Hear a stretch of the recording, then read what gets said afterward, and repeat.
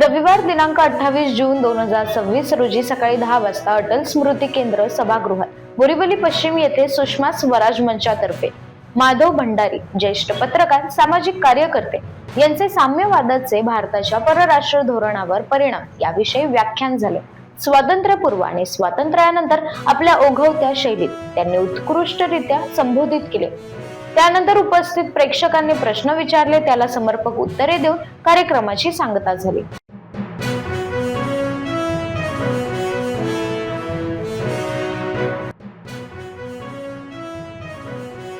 आपले आजचे वक्ते श्री माधव भंडारी यांचा पुष्पगुच्छ देऊन स्वागत करावं.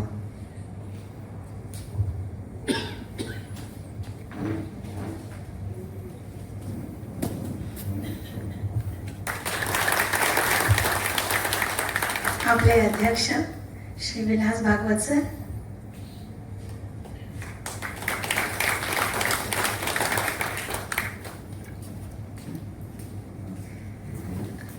आता थोडक्यात परिचय आपल्या अध्यक्षांचा. आजचे आपल्याला अध्यक्ष लाभलेले आहेत श्री विलास भागवत सर.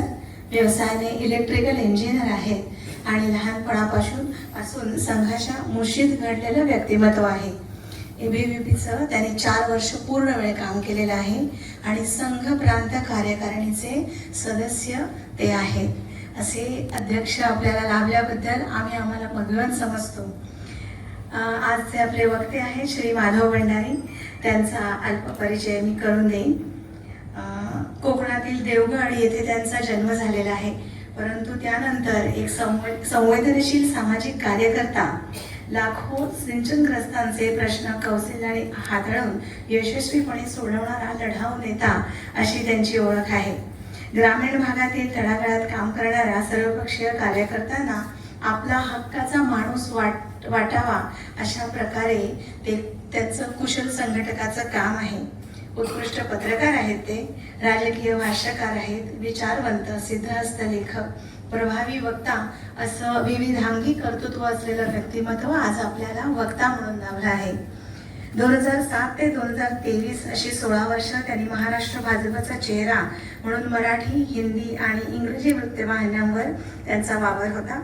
परंपरागत जलसंधारण आणि व्यवस्थापन तसेच प्रकल्पबाधितांचे पुनर्वसन या विषयात त्यांनी भरीव कार्य केलेले आहे आणि त्यांना त्यात यशही मिळालेले आहे.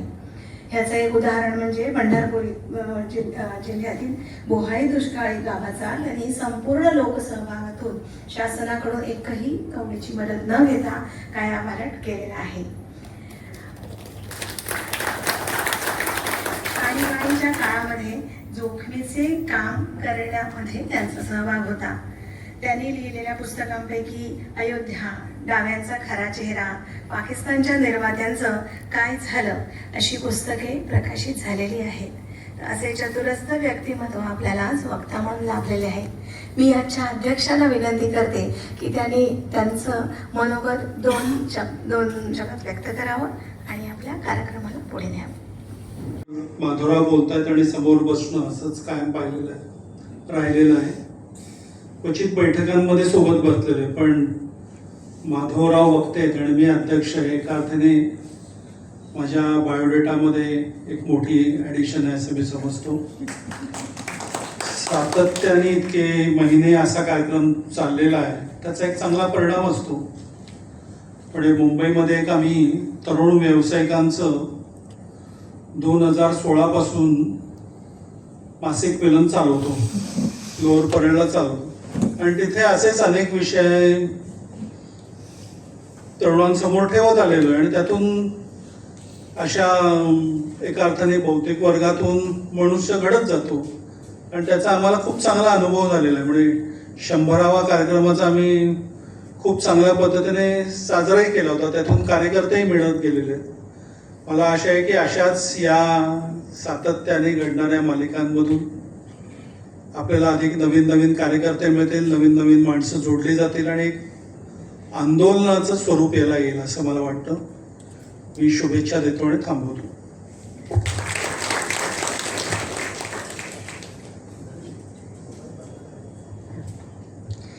एक नम्र विनंती, सर्वांनी आपले मोबाईल फोन सायलेंटवर टाकावेत आठवणीने, म्हणजे व्याख्यानाच्या मध्ये कोणाचाही रसभंग होणार नाही. आजचे आपले वक्ते श्री माधव भंडारे सर यांना मी विनंती करते की त्यांनी आपल्या व्याख्यानाची सुरुवात करावी.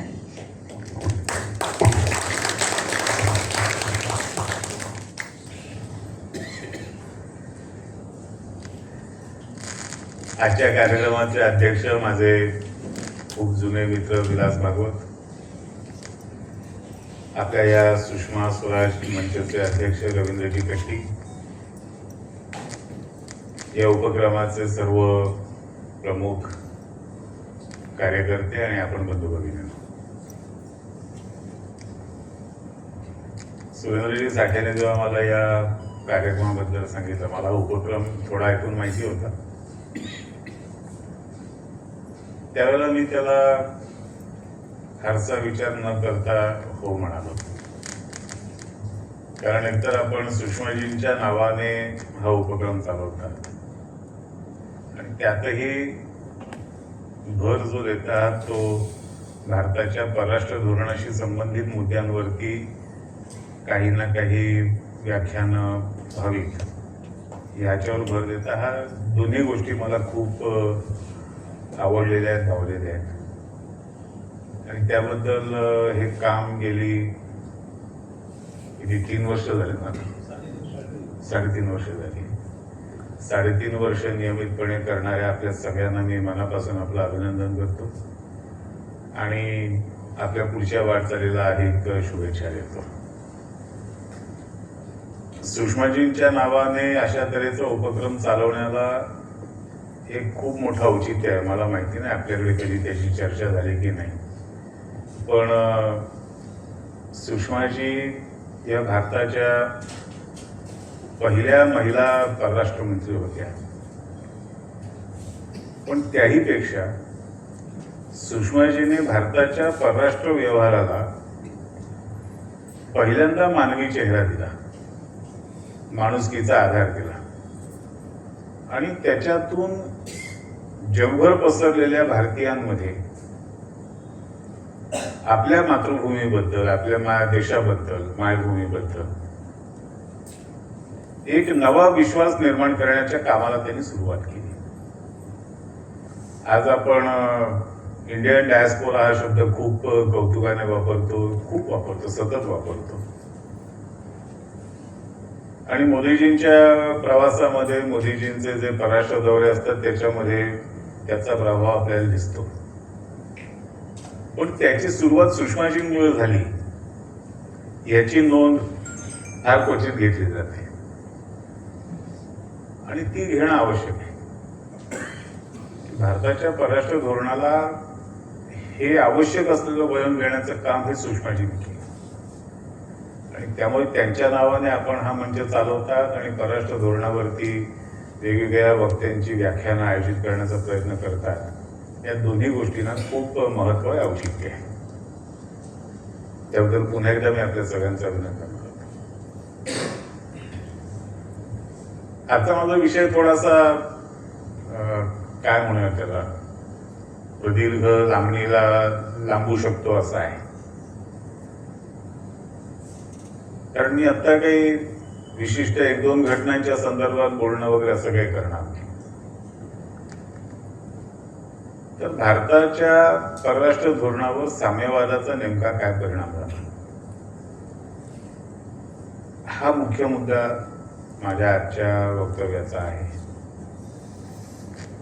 आणि तो करत असताना हा विषय मांडत असताना मी भारताच्या गेल्या 100-125 वर्षांच्या परराष्ट्र धोरणाकडे एक नजर टाकण्याचा प्रयत्न आपण करू.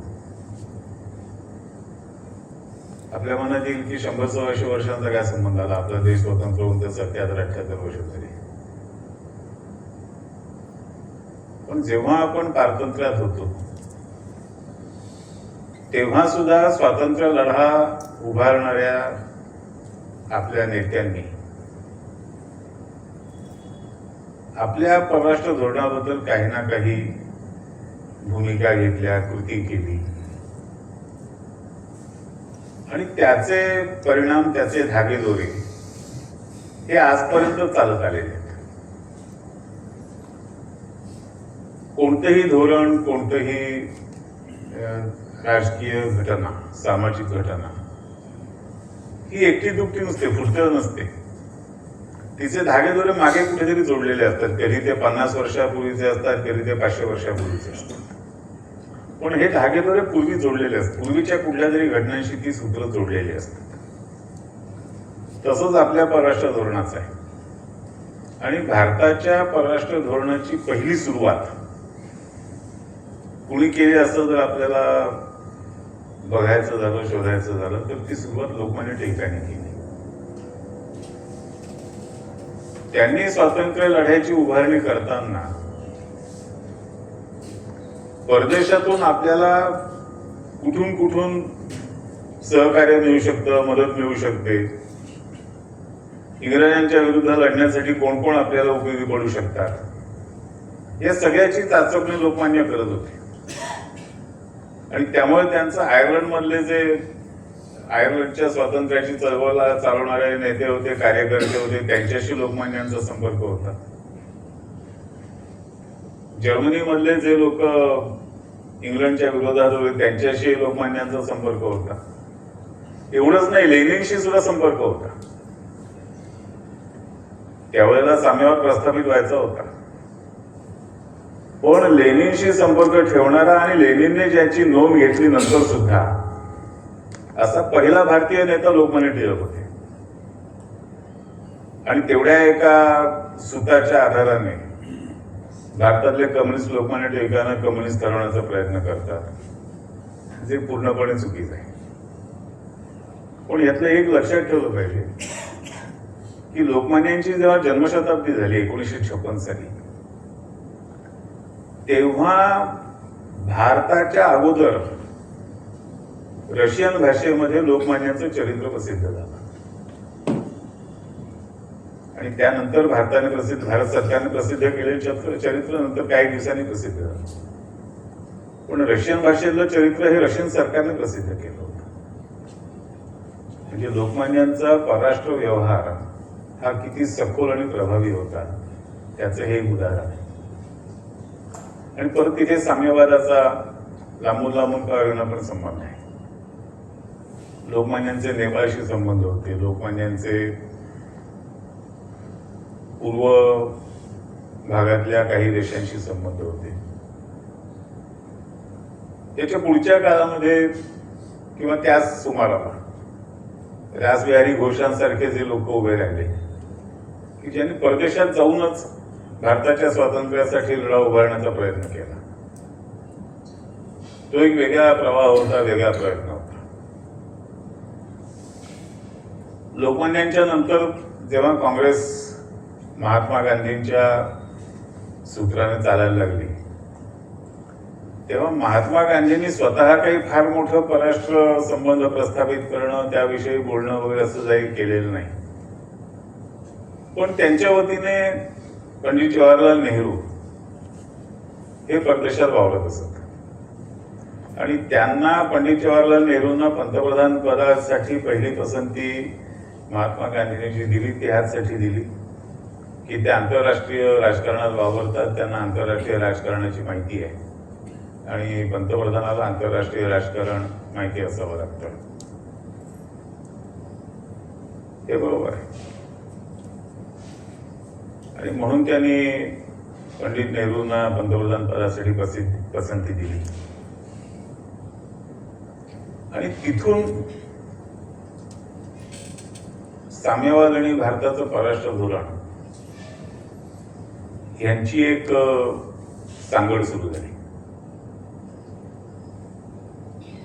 लोकमान्यांच्या परराष्ट्र चिंतनामध्ये, परराष्ट्र धोरणामध्ये साम्यवादाचा काही संबंध नव्हता.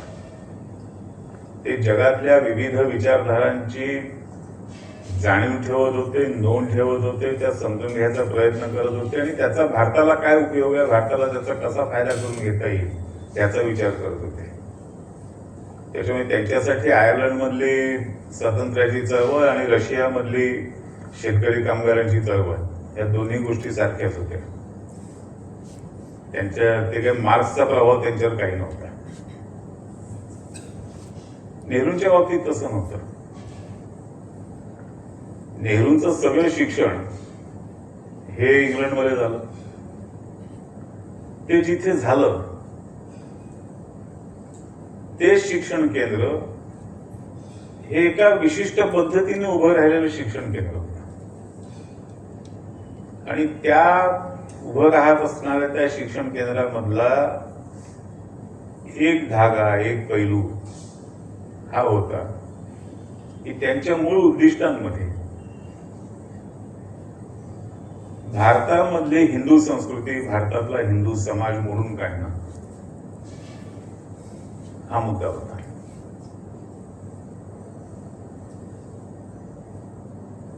आणि तिथे नेहरूंचं शिक्षण झालं. म्हणजे आपण नेहरूंच्या सगळ्या विचार पद्धतीबद्दल खूप बोलतो, कधी खूप टीका करतो, पण त्याची पाळंमुळं कुठे आहेत हे आपण समजून घेत नाही. म्हणजे ते जेव्हा म्हणाले होते की मी अपघाताने हिंदू आहे, शिक्षणाने इंग्लिश आहे, तेव्हा ते खरं आहे. त्या ठिकाणी ज्याला भारतातल्या आजच्या शिक्षण पद्धतीचा जनक मानलं जातं आणि ज्या शिक्षण पद्धतीला आपण अनेक दूषणं देतो आणि ती स्वाभाविक आहे, ती शिक्षण पद्धती तयार करणारा मेकॉले हा त्या केंद्रातून बाहेर आला होता. आणि ते केंद्र मेकॉलेच्या वडिलांनी उभं केलं होतं. आणि त्याच्यामध्ये ख्रिश्चन मिशनऱ्यांच्या एका संप्रदायाचा, एस्कलेटिक सोसायटीचा संबंध होता. त्या सोसायटीने ते शिक्षण केंद्र उभं केलं. पुढे जात जात जात ते विद्यापीठाला आलं. आज जागतिक नावाचं, जागतिक प्रसिद्धीचं ते केंद्र आहे. पण हे मूळ उद्दिष्ट घेऊन उभं राहत असणारी एक शिक्षण यंत्रणा, तिच्यातून बाहेर आलेले नेहरू आणि तिथून शिक्षण घेऊन, पदवी घेऊन भारतात परत येण्यापूर्वी नेहरू हे इंग्लंडमधल्या फॅबियन सोसायटीचे सदस्य होते. आता ही फॅबियन सोसायटी हा जो प्रकार आहे तो फार कुणाला माहिती नाही, त्याच्यावर असं बाहेर फार वाचायला मिळत नाही. ही एक खूप खोलवर दडलेली छुपी संस्था, संघटना आहे की जी समोर येत नाही. तिची उद्दिष्ट लोकांना सांगता येत नाही, माहिती नसतात.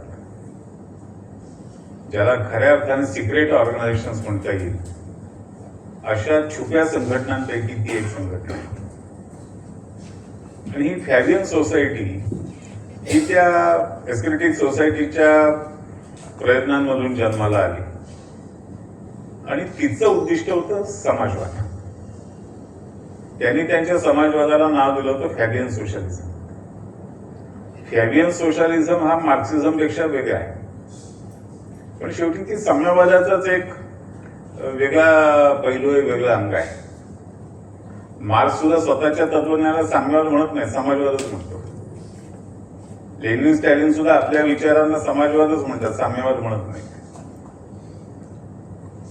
तर ही जी फॅबियन सोशलिझम साठी काम करणारी संस्था फॅबियन सोसायटी, त्या संस्थेचे पंडित जवाहरलाल नेहरू हे तरुणपणी सभासद झाले आणि मरेपर्यंत ते त्या सोसायटीचे सभासद होते. म्हणजे याचा साधा सोप्या शब्दातला अर्थ असा आहे की पंडित जवाहरलाल नेहरू हे स्वघोषित आपल्या भाषेमध्ये दीक्षा प्राप्त समाजवादी होते आणि शेवटच्या क्षणापर्यंत होते, शेवटच्या श्वासापर्यंत होते. आणि त्यांची सगळी धोरणं, त्यांचे सगळे विचार हे त्या पद्धतीने ठरत गेले, घडत गेले आणि ते आपल्याला त्यांच्या राजकारणामध्ये बघायला मिळालं. आता हा जो समाजवादाचा प्रभाव, हा जो साम्यवादाचा प्रभाव नेहरूंवर होता आणि नेहरूंनी भारतावरती 1946 ते 1964 जवळजवळ 18 वर्ष राज्य केलं आणि 47 सालापासून 1964 पर्यंत भारताचं परराष्ट्र मंत्री जवाहरलाल नेहरू होते. 17 वर्ष. 46 मध्ये सुद्धा परराष्ट्र खातं त्यांनी स्वतःकडेच ठेवलं होतं.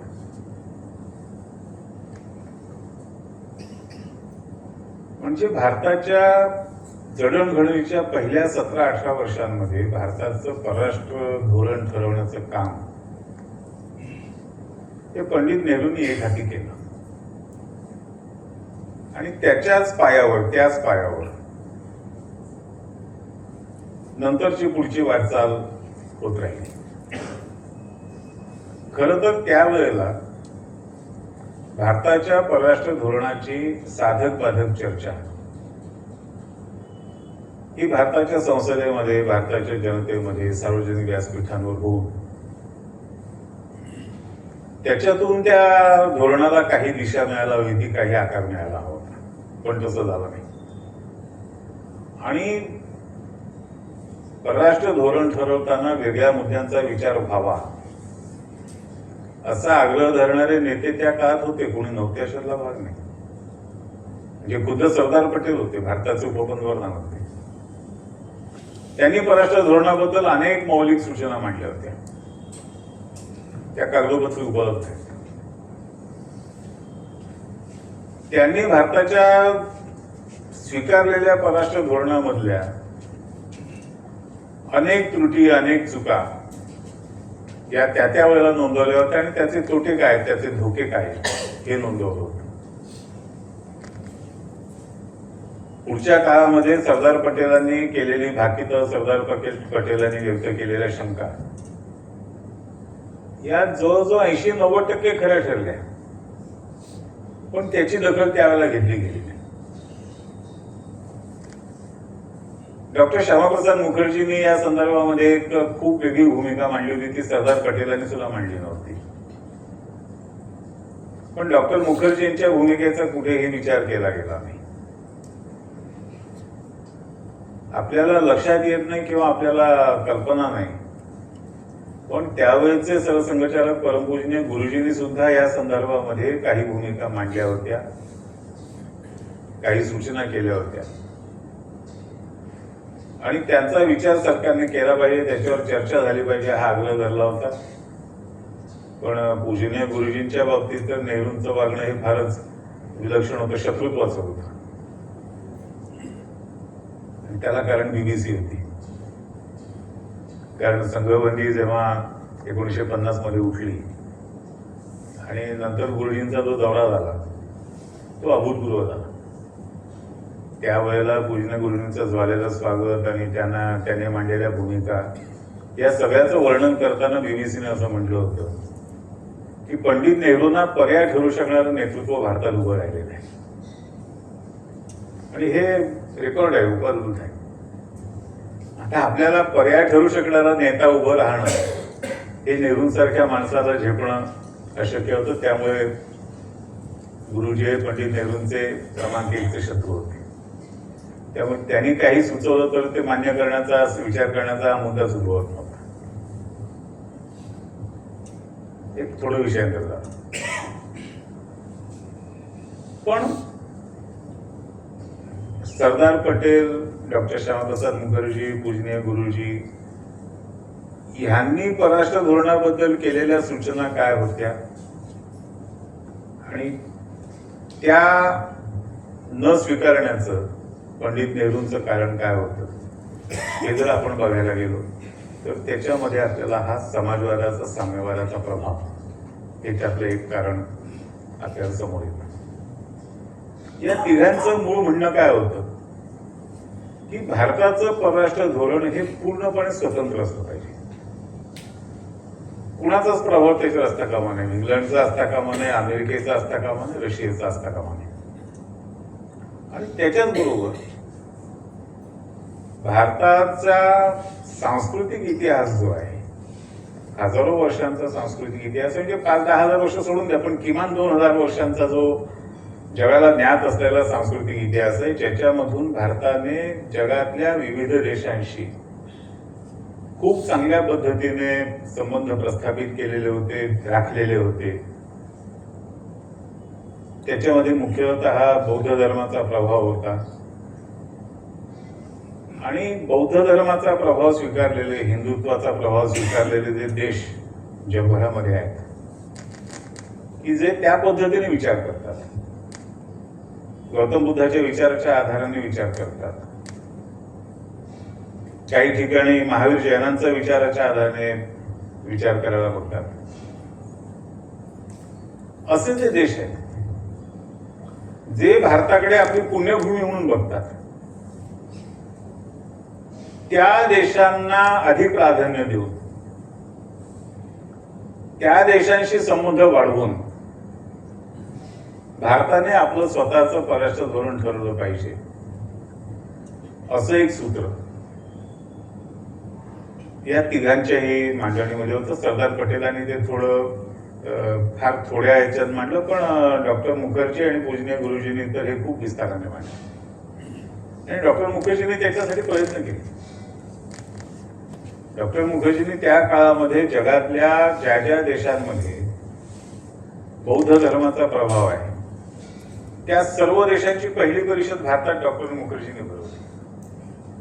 आणि ते सर्व देश मोठ्या आत्मीयतेने आले, क्रमाने आले. त्या देशांचे मोठे मोठे नेते आले त्याच्यामध्ये. काही ठिकाणी प्रत्येक सरकारचे ज्येष्ठ मंत्री हे त्या परिषदेमध्ये सहभागी झाले. पंडित नेहरूंना त्या परिषदेच्या उद्घाटनासाठी बोलावलं, ते आले होते. आणि ती खरं तर एक सुरुवात होती की भारताच्या परराष्ट्र धोरणाचा एक वेगळा पैलू प्रस्थापित करण्याची ती सुरुवात होती. आणि त्यावेळेला दुसऱ्या महायुद्धानंतर जगाची मांडणी होत होती, जगाची मांडणी झाली नव्हती, व्हायची सुरू झाली होती नव्या जगाची. त्यामुळे अशा तऱ्हेने नव्या जगाची नव्या पद्धतीने मांडणी होत असताना भारताचं एक स्वतंत्र स्थान तयार करण्याची संधी ही त्या परिषदेच्या निमित्ताने डॉक्टर मुखर्जींनी उभी केली होती. पण त्याचा उपयोग भारत सरकारने करून घेतला नाही, म्हणजे पंडित नेहरूंनी करून घेतला. त्यांना परराष्ट्र धोरणामध्ये पौर्वात्य देशांना सामील करून घेणं हे वेगळ्या शब्दात सांगायचं तर कमीपणाचं वाटतं. त्यांचं सर्व लक्ष जे होतं ते पाश्चात्यांकडे होतं. कारण मुळात भारतीय संस्कृती हे कसं आहे त्यांचं मत होतं, भारतीय विचार पद्धती निकामी आहे हे त्यांचं मत होतं. भारतीय परंपरा, भारतीय संस्कृती याबद्दल त्यांना काहीही आदर आस्था नव्हती. त्यांना जग म्हणजे फक्त पाश्चात्य जग वाटत होतं. ज्यांनी रामायण महाभारत स्वीकारलंय, ज्यांनी गौतम बुद्ध स्वीकारलाय, ज्यांनी महावीर जैन स्वीकारलाय, असे जगातले इतर देश ते त्यांच्या दृष्टीने मागासलेल्या मानसिकतेचे होते, ते पुरोगामी नव्हते. त्यांच्या डोळ्यासमोर रशिया, अमेरिका, इंग्लंड हे होते आणि त्यांना त्या पद्धतीने भारत घडवायचा होता.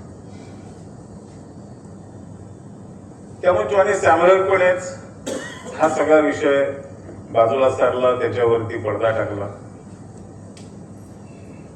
नंतर तर डॉक्टर मुखर्जींचा खून झाला आणि मग हा सगळाच विषय बाजूला पडला. पुढे आपल्याला माहिती आहे की संघाच्या कामामध्ये राजकीय विषयांमध्ये फार हस्तक्षेप करण्याची सवय नसते. त्यामुळे संघाने सुद्धा त्या विषयामध्ये फार काही त्यावेळेला पुढे केलं नाही. एका अर्थाने नेहरूंना मोकळं रान मिळालं. पण त्याच वेळेला त्यांनी एक वेगळा नारा परराष्ट्र धोरणाच्या बाबतीत दिला, तो अलिप्ततावादी धोरण. त्याला संदर्भ काय होता तर दुसरं महायुद्ध संपल्यानंतर जगाची नवी मांडणी होत असताना एक नवं शीतयुद्ध सुरू झालं होतं. त्या दुसऱ्या महायुद्धात एकत्र लढणाऱ्यांमध्येच तट झाले होते. हिटलर विरुद्ध लढण्यासाठी अमेरिका म्हणजे इंग्लंड, फ्रान्स यांच्यावर अमेरिका आली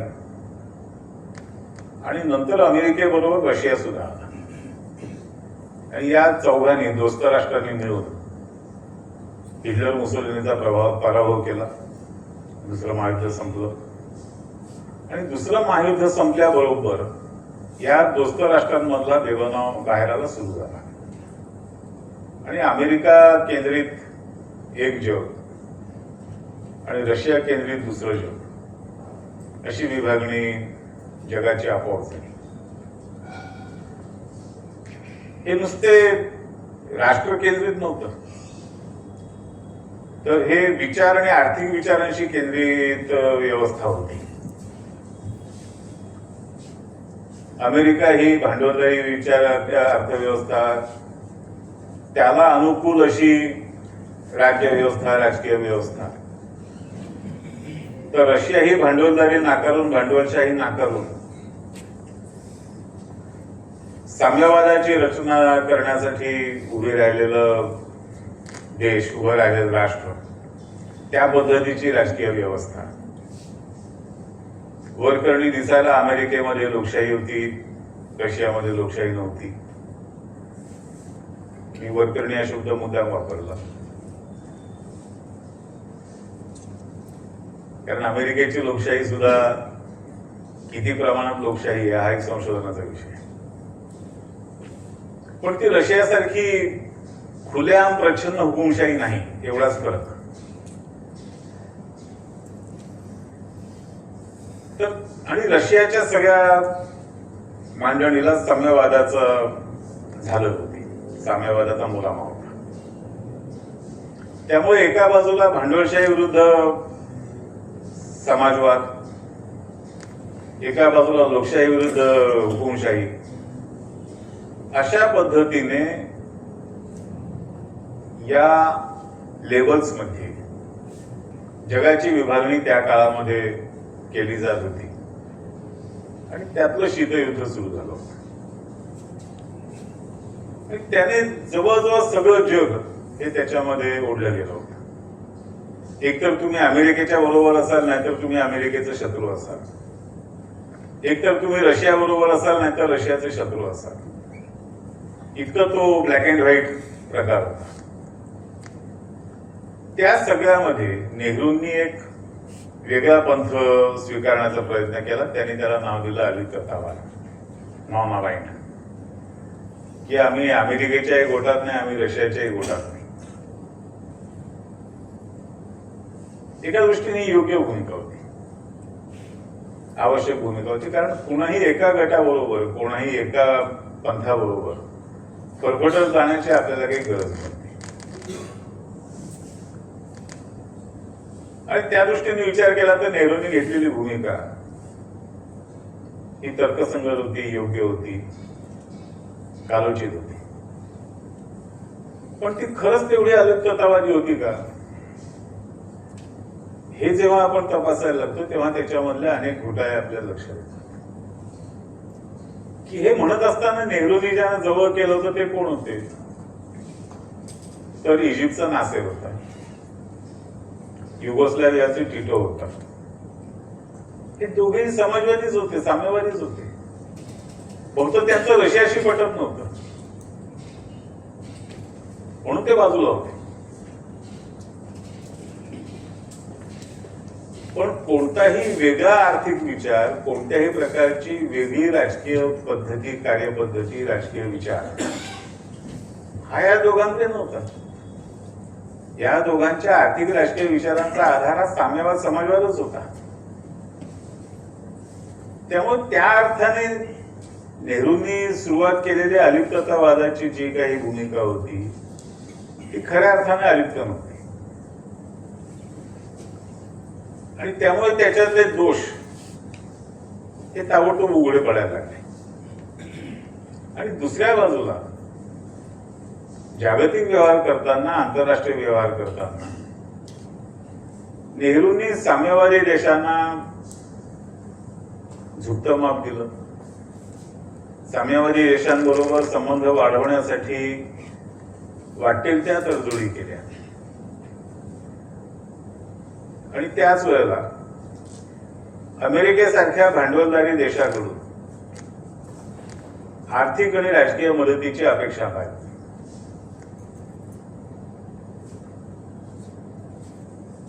हा विरोधाभास इतका विलक्षण आहे. म्हणजे एक साधं उदाहरण सांगतो. 1962च्या युद्धामध्ये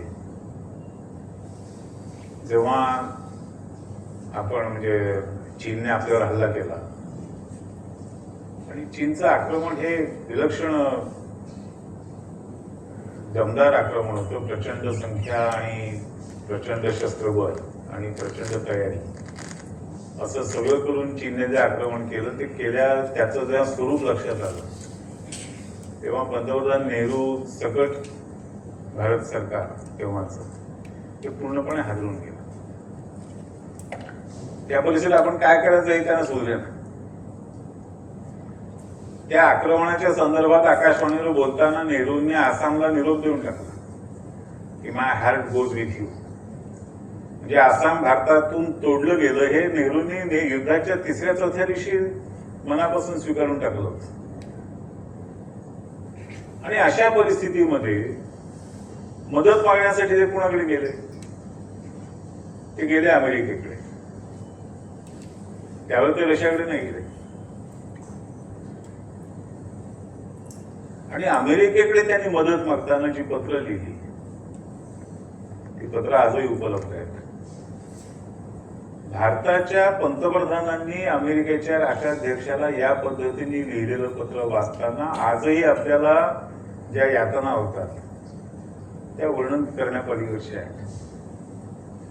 इंदर मल्होत्रा हे जे खूप जुने जाणते पत्रकार आहेत त्यांनी ही पत्र बऱ्याच वर्षांपूर्वी इंडियन एक्सप्रेसमध्ये प्रसिद्ध केली. तेव्हा त्यांनी त्या पत्राच्या सुरुवातीला म्हणजे तो सगळ्या लेखाच्या सुरुवातीला त्यांनी म्हटलं होतं की हे पत्र प्रसिद्ध करताना मला अत्यंत यातना होतात.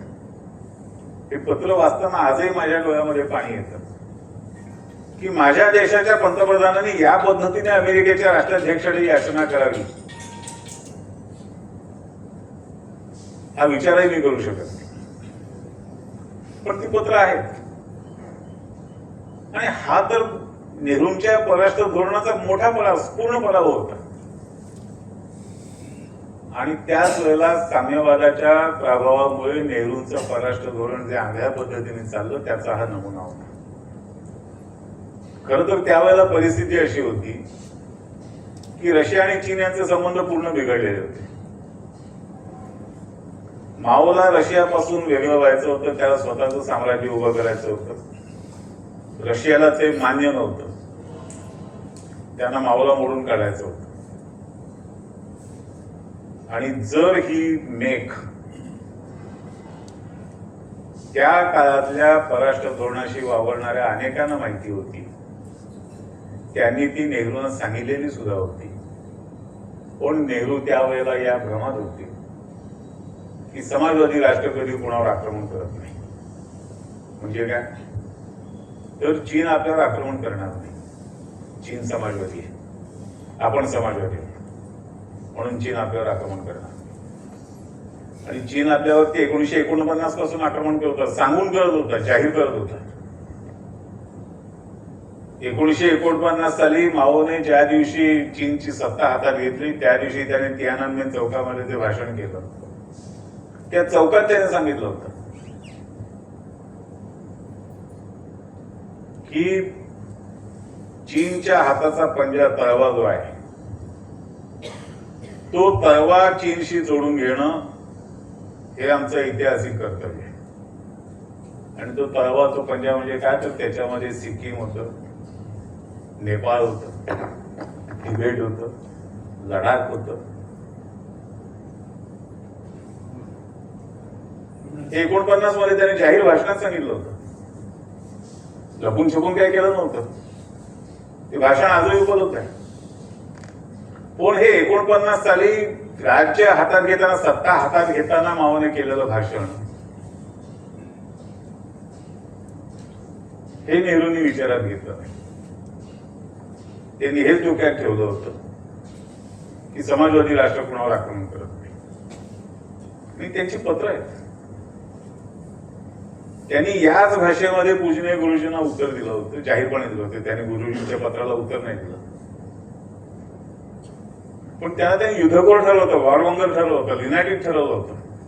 हे दोन शब्द त्यांनी पूजनीय गुरुजींसाठी जाणून बुजून वापरले की यू आर अ लिनाटिक वॉरमॉंगर. का तर समाजवादी देशांच्या विरुद्ध तुम्ही सांगताय, चीनच्या विरुद्ध सांगताय. आणि म्हणून 49 सालापासून चीनने ज्या आक्रमक कारवाया चालवल्या होत्या त्या सगळ्यांकडे नेहरूंनी जाणीवपूर्वक दुर्लक्ष केलं. त्याच्या मागचं कारण होता हा साम्यवादाचा, समाजवादाचा प्रभाव. दुसऱ्या बाजूला त्यांनी तिबेटला आपल्यापासून दूर ढकललं, कारण तिबेट हे बौद्ध संस्कृतीचा प्रभाव सांगणारं होतं, हिंदू संस्कृतीचा प्रभाव सांगणारं होतं. तिसऱ्या बाजूला त्यांनी ब्रह्मदेशला आपल्यापासून दूर ढकललं. नेपाळ भारतामध्ये सामील व्हायला तयार झालं होतं, विलिनीकरणाची स्वतः विनंती करत नेपाळ आपल्याकडे आलं होतं, ती त्यांनी फेटाळून लावली. ब्रह्मदेशने तर स्वातंत्र्यापूर्वी 1947 पूर्वी काँग्रेसने आपल्या लढ्याचा नेतृत्व ब्रह्मदेशामध्ये सुद्धा करावं आणि ब्रह्मदेशला सुद्धा आपल्या बरोबर स्वतंत्र करून सामील करून घ्यावं, हे 1936 पासून म्हटलं होतं. ते त्यांनी धुडकावून लावलं. श्रीलंकेकडे दुर्लक्ष केलं. म्हणजे भारताच्या सीमांना लागून असलेले देश, जे मूळ भारतीय उपखंडाचेच अंग आहेत, भारतीय संस्कृती त्यांनी स्वीकारलेली आहे, भारतीय विचार त्यांना मान्य आहे, भारताचा आचार विचार आणि त्यांना, अशा सगळ्यांना बरोबर घेण्याची संधी उपलब्ध असताना आणि त्यांनी स्वतः दिलेली असताना, ते देश आपल्या बरोबर यायला तयार असताना या साम्यवादाच्या प्रभावाखाली नेहरूंनी ते सगळे धुडकावले. आणि त्याचे परिणाम आज आपण भोगतो. आज नेपाळ गेली 50-60 वर्ष भारत विरोधी कारवायांचा अड्डा आहे.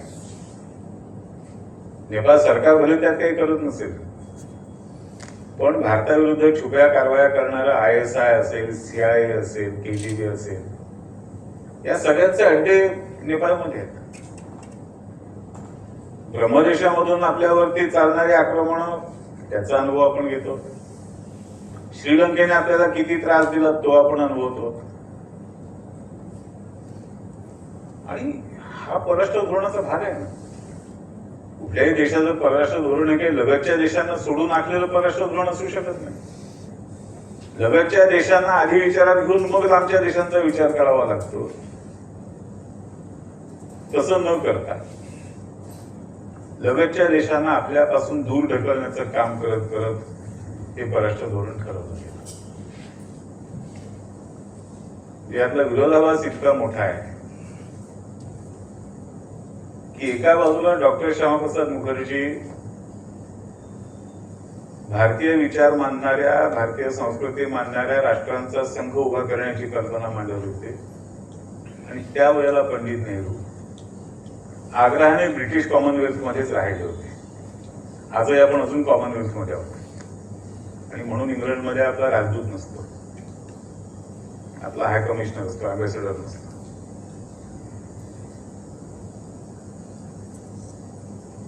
त्यामुळे ही जी एक ऐतिहासिक संधी त्यावेळेला होती 47-48 मध्ये, ती ऐतिहासिक संधी भारताने नाकारली. त्याचे अनेक दुष्परिणाम पुढच्या सगळ्या काळामध्ये झाले. त्यामुळे भारताचं स्थान जगाच्या व्यासपीठावर हे कायम दुय्यम तिय्यम जगात. आणि इतकं करून साम्यवादी देशांना नेहरूंबद्दल कधी प्रेम वाटलं नाही. माओ आणि ख्रुश्चेव या दोघांचं एक एकत्र चर्चा आणि खाजगी चर्चा, पण ती रेकॉर्ड झालेली आहे, ती ट्रान्सक्रिप्ट झालेली आहे आणि ते ट्रान्सक्रिप्ट उपलब्ध आहे, तेही अमेरिकेत उपलब्ध आहे. त्या चर्चेत या दोघांनीही नेहरूंनी जी विशेषणं वापरली ती वाचताना नेहरूंबद्दल आपल्या मनात काही असो पण वाईट वाटतं. शेवटी ते आपल्या देशाचे पंतप्रधान होते, पण त्यांनी नेहरूंना मूर्ख म्हटलंय, बावळट म्हटलंय. अतिशय शेवटी विशेषण दोघांनी वापरले. म्हणजे ज्यांना तुम्ही आपले मित्र मानत होतात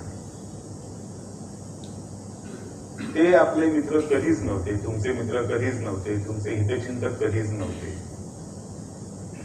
उलट तुमच्या देशांच्या हितसंबंधांच्या विरोधात ते काम करत होते. हे नेहरूंनी कधी समजून घेतलं नाही. जर नेहरूंनी हे सगळे धागेदोरे समजून घेतले असते तर 62च्या युद्धाच्या वेळेला ते रशियाकडे गेले असते, अमेरिकेकडे गेले असते. आणि जर रशियाकडे गेले असते तर रशियाने नक्की भारताला मदत केली असती चीनच्या विरोधात. पण ती एक ऐतिहासिक संधी नेहरूंनी गमावली. आणि तसं जर झालं असतं तर आजचा चीनी लक्षच उभा राहिला नसता. आज आपण राहिलेला, आज आपल्या समोर उभा राहिलेलं जे चीनचं आव्हान आहे ते गेल्या 20-25 वर्षातलं नाही, ते 1962-50 सालापासूनच आहे. ते मोडून काढण्याची संधी 1962 मध्ये होती, पण ती या साम्यवादी विचार करण्याच्या पद्धती काही गमावली. आणि त्यानंतर सुद्धा अनेक चमत्कारिक कल्पना आपण डोक्यात उराशी बाळगून आपली धोरणं ठरवत गेलो. आर्थिक धोरणांवर त्याचा परिणाम झाला. त्यामुळे आपण ना धड समाजवादी, ना धड साम्यवादी आणि ना धड भांडवलशाही अशा रीतीने काम करत राहिलो. त्याचा परिणाम स्वातंत्र्य मिळाल्यानंतर जवळजवळ 50 वर्ष आपल्याला छळणारा सगळ्यात मोठा मुद्दा राहिला गरिबीचा. समाजवादी पद्धतीने विचार करून, नियोजन करून, पंचवार्षिक योजना, अंक ढमक सगळं करून 1952 ते 1970 किंवा 72 या 20 वर्षात भारताने काय साध्य केलं तर भारताची दारिद्र्यरेषेखालची लोकसंख्या दुपटीपेक्षा जास्तने वाढली. 47 साली जेवढी गरिबी भारतात होती त्याच्या दुपटीहून जास्त गरिबी 1972-75 मध्ये भारतात होती. आणि हे आपल्या समाजवादी अर्थव्यवस्थेचं, समाजवादी अर्थरचनेचं यश.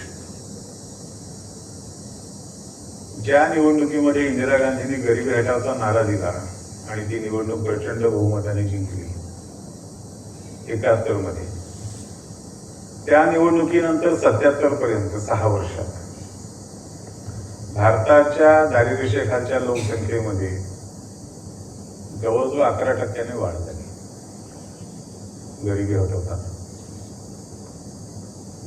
आणि हा सगळा समाजवादी विचार पद्धतीचा परिणाम होता. तो करत असताना त्याच्यामध्ये भारतीय परिस्थिती लक्षात घेतलेली नव्हती, भारताच्या गरजा लक्षात घेतलेल्या नव्हत्या, भारताची क्षमता विचारात घेतलेली नव्हती, भारत काय करू शकतो ह्याचा विचार केलेला नव्हता. पण आपल्याला समाजवादी समाजरचना करायची अशा तऱ्हेच्या कल्पनांच्या मधून हा सगळा उद्योग चालला होता. त्याच्यानंतरच्या काळामध्ये काही बदल जे होत गेले. भारताच्या इतिहासात समाजवादाशी संबंध नसलेला, समाजवादाचा प्रभाव नसलेला पहिला परराष्ट्रमंत्री कोण? अटलजी. 1977 साली अटलजी परराष्ट्रमंत्री झाले. भारताच्या इतिहासातला पहिला परराष्ट्रमंत्री की ज्याच्यावरती साम्यवादाचा परिणाम नव्हता, प्रभाव नव्हता. हा शब्द वापरता मी थांबलो थोडा, कारण आपल्याला माहिती असेल नसेल मला कल्पना नाही, पण अटलजींना साम्यवादाचं प्रेम होतं तरुणपणी. त्याचा एक किस्सा आपल्याला सांगायला हरकत नाही, आवडेल. हा साधारण 1980 सालची घटना आहे. जनता पार्टी तुटण्याच्या रांगेत होती, तुटली नव्हती, तुटणार होती. आणि त्याच्या आधी आपल्या सगळ्यांच्या राजकीय गरजेसाठी आपण भारतीय जनता युवा मोर्चा स्थापन केला होता. विलासला बहुतेक माहिती असेल. त्या भारतीय जनता युवा मोर्चाच्या संस्थापनेमध्ये जे 25-30 कार्यकर्ते होते त्याच्यातला मी एक आहे. आणि त्यातून घटना घडत गेल्या. जनता पार्टी फुटणार आणि आपण बाहेर पडणार हे निश्चित झालं होतं. त्याचं अधिकृत सोपस्कार व्हायचे होते.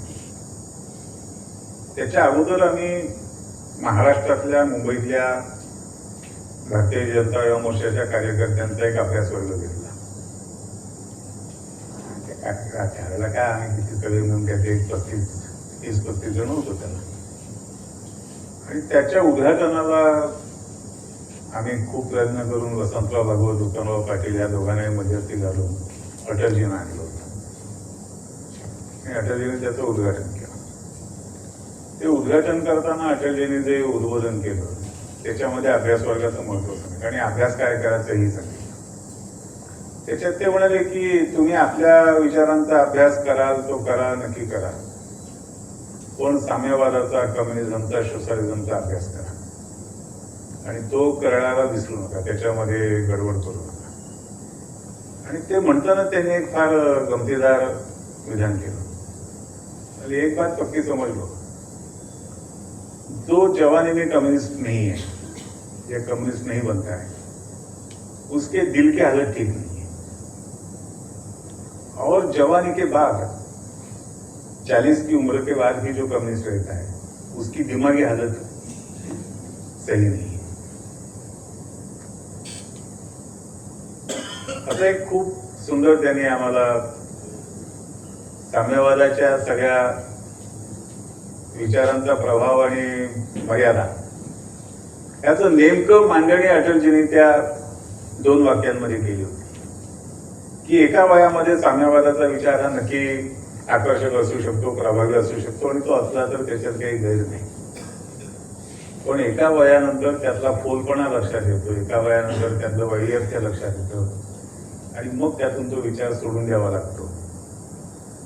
तेही गैर नाही, अनैसर्गिक नाही. हे अटलजींनी त्याला आम्हाला सांगितलं. ठीक आहे, तो विषयांतर झालं. पण असं अटलजी हे भारताचे पहिले बिगर साम्यवादी, बिगर समाजवादी परराष्ट्रमंत्री होते ज्यांना साम्यवादाचा प्रभाव, साम्यवादाचा परिणाम आणि साम्यवादाचं वैगुण्य, साम्यवादामधले जे काही लूप होल्स आहेत नेमकी जाणीव असलेली व्यक्ती ही पहिल्यांदा देशाची परराष्ट्रमंत्री झाली होती. आणि त्याचे मर्यादित काळासाठी झाली, त्यांना मर्यादित ताकद होती, मर्यादित सामर्थ्य होतं. हे जरी खरं असलं तरी त्याचे परिणाम आपल्याला थोड्या दिवसात बघायला मिळाले. आपण इस्रायलबरोबर अधिकृत संबंध प्रस्थापित केले. आपण अन्य अनेक बिगर साम्यवादी देशांशी ज्यांच्याशी आपण कधी संबंध ठेवत नव्हतो त्यांच्याशी संबंध प्रस्थापित केले. नंतर मग अटलजी पंतप्रधान झाले, सुषमाजी परराष्ट्रमंत्री झाल्या. त्या काळामध्ये जो श्यामाप्रसादजींनी मांडलेला मुद्दा होता त्याला लुक ईस्ट पॉलिसी असा एक शब्द परराष्ट्र धोरणामध्ये वापरला जातो. त्याचा परिणाम अटलजी सुषमाजींच्या काळामध्ये दिसायला लागला. अगदी जपानपासून कोरिया, व्हिएतनाम, थायलंड, इंडोनेशिया असे सगळे जे देश वर्षानुवर्ष आपण उपेक्षित दुर्लक्षित ठेवले होते, त्या देशांबरोबर आपले चांगले संबंध प्रस्थापित झाले. आणि नंतर मोदीजी आल्यानंतरच्या गेल्या 12-13 वर्षामध्ये तर आपण या दिशेने खूपच पद्धतशीर आणि प्रभावशाली वाटचाल केली. आज आपण म्हणू शकतो की साम्यवादाच्या जोखडांमधून भारताचं परराष्ट्र धोरण आजच्या घडीला मुक्त आहे. आजचं भारताचं परराष्ट्र धोरण हे साम्यवादाला शत्रू म्हणून बघत नाही, पण त्याचबरोबर आजचं भारताचं परराष्ट्र धोरण भांडवलशाहीला सुद्धा शत्रू मानत नाही. भारताचं परराष्ट्र धोरण आज खऱ्या अर्थाने अलिप्ततावादी आहे. आणि म्हणून अमेरिका इराण युद्धामध्ये आपण अमेरिकेची बाजू घेत नाही, इराणचीही बाजू घेत नाही, पण त्या दोघांनाही शत्रूही मानत नाही. आणि म्हणून ते दोघेही आपल्याला शत्रूही मानत नाही. ज्या वेळेला इराण आपल्याला काही गोष्टींमध्ये सवलती मदत द्यायला तयार आहे युद्ध चालू असताना, त्याच वेळेला इस्रायलचे आणि आपले संबंध तेवढेच उत्तम आहेत, त्यात फरक नाही पडलेला. त्यामुळे खऱ्या अर्थाने संतुलन, खऱ्या अर्थाने समतोल हा परराष्ट्र धोरणामध्ये जो असावा लागतो तो साधण्याचं काम हे गेल्या 10-1 वर्षामध्ये खूप मोठ्या प्रमाणात सुरू झालं. आणि ते झाल्यानंतर भारताची बदललेली प्रतिमा आज आपल्याला बघायला मिळाली.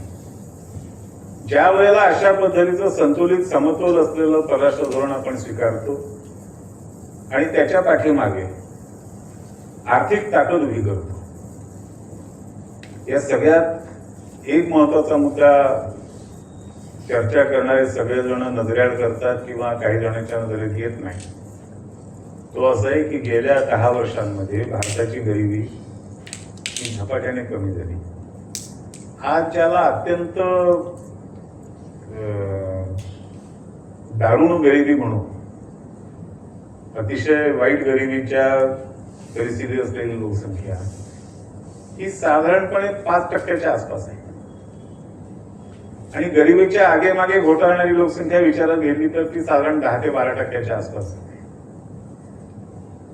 युरोपमधले काही मुठभर लोकसंख्या असलेले देश जर सोडले तर बाकी सगळ्या प्रगत देशांच्या गरिबीतल्या लोकसंख्येमध्ये आणि आपल्या गरिबीच्या लोकसंख्येमध्ये आता फारसं अंतर नाही राहिलं. आपल्याकडे जेवढे गरीब आहेत तेवढेच गरीब अमेरिकेत सुद्धा आहेत. आपल्याकडे जेवढे गरीब आहेत तेवढेच किंवा त्याच्यापेक्षा जास्त गरीब चीनमध्ये सुद्धा आहेत. त्यामुळे आता आर्थिक मुद्द्यावरती आपण जगातल्या प्रगत देशांच्या बरोबरीने उभे राहिलो. आणि ज्या वेळेला ही आर्थिक ताकद आपली उभी राहिली त्याच वेळेला परराष्ट्र क्षेत्रामधलं आपलं स्थान बदललं. म्हणजे आत्ताच एक 15 दिवसापूर्वी जी G7 परिषद झाली त्याच्यावरून खूप चर्चा वाद अजूनही चालू होते. बरेच जण असं म्हणतात की मोदीजींना G7ला बोलवलं, त्यात नवीन काय मनमोहन सिंग सुद्धा जात होते ना, कोणी नाही म्हटलं. गेल्या 15-20 वर्षांमध्ये 13 वेळा भारताचे पंतप्रधान G7 परिषदेत गेले. 13 वेळा गेले म्हणजे फक्त एकटे मोदीच नाही गेले, मनमोहन सिंग गेलेच. पण त्यावेळेला त्या G7 परिषदेमध्ये मनमोहन सिंगांना मिळालेलं स्थान, मनमोहन सिंगांना मिळालेलं महत्व आणि गेल्या 2-3 G7 परिषदांमध्ये पंतप्रधानांना मिळालेलं स्थान, महत्व ह्याच्यानंतर आहे ना. या परिषदेचे जे फॅमिली फोटो म्हणून काढले गेले त्याच्यात पहिला फॅमिली फोटो काढताना ट्रम्प आणि मोदी यांना शेजारी शेजारी उभं केलं होतं. आणि शेवटचा फॅमिली फोटो काढताना त्या परिषदेचं जे यजमान होते फ्रान्सचे राष्ट्राध्यक्ष मॅक्रॉन हे मध्ये होते आणि त्यांच्या एका बाजूला ट्रम्प आणि दुसऱ्या बाजूला मोदी होते. म्हणजे G7 सारख्या जागतिक व्यासपीठाच्या सेंटर स्टेजला भारत आला तो यावर्षी आला. आणि त्याचा परिणाम हा का आला तर हे गेल्या काही वर्षांमध्ये आपण स्वीकारलेलं परराष्ट्र धोरण जे आहे आणि गेल्या काही वर्षांमध्ये आपण केलेली आर्थिक प्रगतीची आहे. गेल्या काही वर्षांमध्ये आपण केलेली संरक्षण सिद्धतेतली जी प्रगती आहे त्याचाही परिणाम. जेव्हा आपण त्या वैचारिक जोखडामधून, डोगमाज ज्याला म्हणतात, ते खऱ्या अर्थाने फेकून दिले, त्यातून बाहेर पडलो, तेव्हा आपण हे साध्य करू शकतो. पण जोपर्यंत आपण त्या डोगमाजमध्ये अडकलेलो होतो त्यापर्यंत आपण काय करत होतो? तर युनोने सांगितलं की कोरियाच्या यादवी युद्धामध्ये आपण आपलं शांतीसेना पाठवतो. युनोने सांगितलं की सिलोनच्या, श्रीलंकेच्या यादवी युद्धामध्ये आपण आपली शांतीसेना पाठवतो. आणि त्यातून साध्य काय केलं? तर कोरियाच्या यादवी युद्धामध्ये आपण शांतीसेना पाठवली आणि चीनला आपल्या विरुद्ध आणखीन एक मुद्दा तयार करून दिला. श्रीलंकेच्या यादवी युद्धामध्ये आपण शांतीसेना पाठवली, राजीव गांधींची हत्या झाली. म्हणजे जोपर्यंत आपण आपल्या हितांचा विचार करून, आपल्या हितांना प्राधान्य देऊन आपलं परराष्ट्र धोरण ठरवत नाही, तोपर्यंत त्याचे तोटे तिबेटपासून श्रीलंकेपर्यंत आपल्याला भोगावे लागले. लाखो चौरस किलोमीटरच्या प्रदेशावरती पाणी सोडावं लागलं.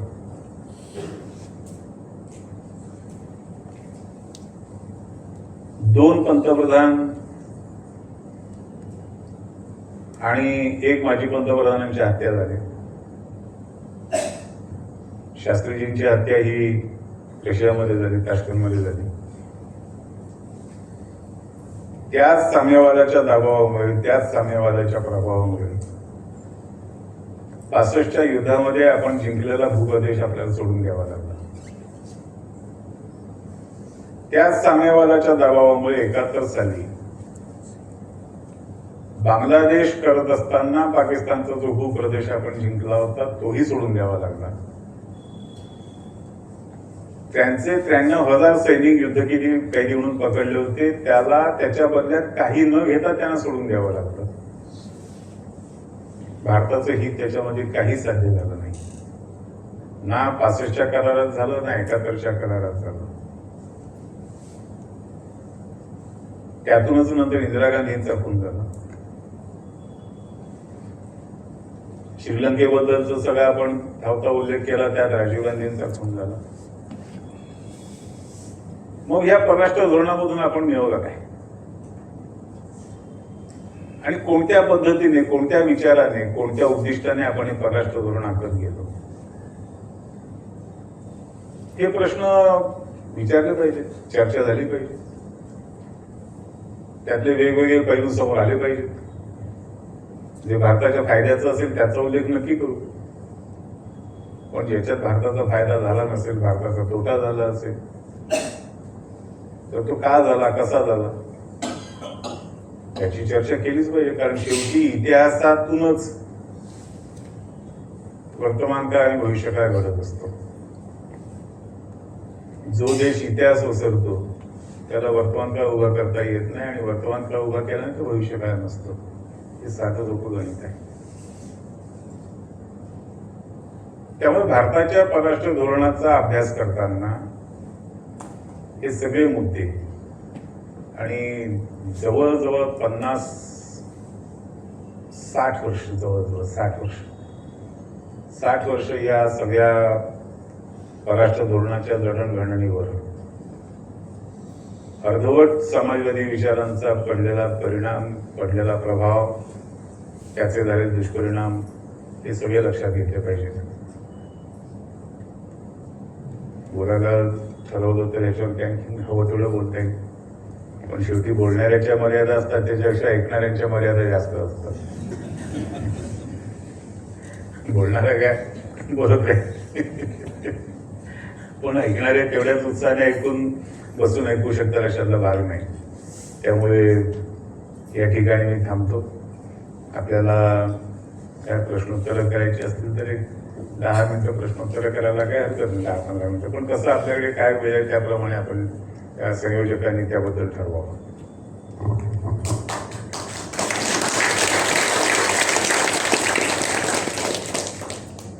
धन्यवाद. खूप छान प्रबोधन. विचारलं की साम्यवादाचा फसवा मुखवटा, फसवा चेहरा आपण इतकी वर्ष बघत आलो आणि त्याची सतत बदलती रूपं वेगवेगळ्या नावाने आपल्याकडे येत राहिले. आपल्यापैकी काही जणांनी त्याला बघितलं असेल, काही जणांनी कदाचित बघितलं नसेल, परंतु आपण एक मुद्दा खूप चांगला सांगितला जो म्हणजे साम्यवादाचा तरुण वर्गावर तारुण्यात होणारा प्रभाव हे अत्यंत खरं म्हणजे गांभीर्याने घेण्याची गोष्ट आहे आणि त्याचा आजही आपण होणाऱ्या युवकांवर प्रभाव बघतो. जर युवक आपल्या देशाच्या प्रगतीमध्ये जोडले गेले, जितक्या प्रमाणात जास्त जोडले जातील तितक्या प्रमाणात आपण वेगाने प्रगती करू असं मला वाटतं. आपलं काय मत आहे?